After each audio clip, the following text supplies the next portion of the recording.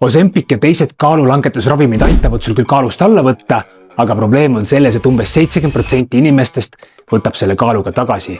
Tahad teada, kuidas mitte olla üks nendest, siis siit tuleb minu 5 nippi.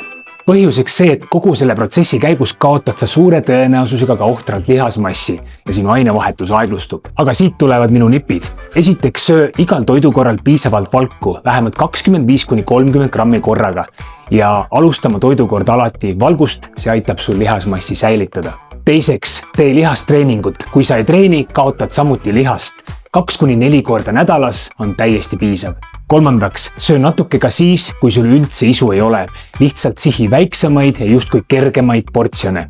Need ravimid vähendavad sinu isu, aga jällegi, kui sa üldse ei söö, siis viid keha ikka ajapikku väga suurde errorisse. Neljandaks, lisa piisavalt kiudaineid ja joo pidevalt vett. See aitab vältida võimalikult tekkivat kõhukinnisust. Vähem sööki ja jooki tähendab ka aeglasemat seedimist. Ja viiendaks, ära unusta soola ja mineraale. Kui sa sööd vähem, saad ka vähem elektrolüüte, mis omakorda võib tekitada väsimust ja halba enesetunnet. Head uudised, Frillis keskkonnas on nüüd olemas ka kaalulangetusravimite tugi. Selle sama video all on link, mille kaudu saad ka endale tasuta täpse päeva terviseplaani. Kliki ka seda subscribe nuppu, sest siis sa saad alati esimesena teada, kui meil midagi uut ja lahedat välja tuleb.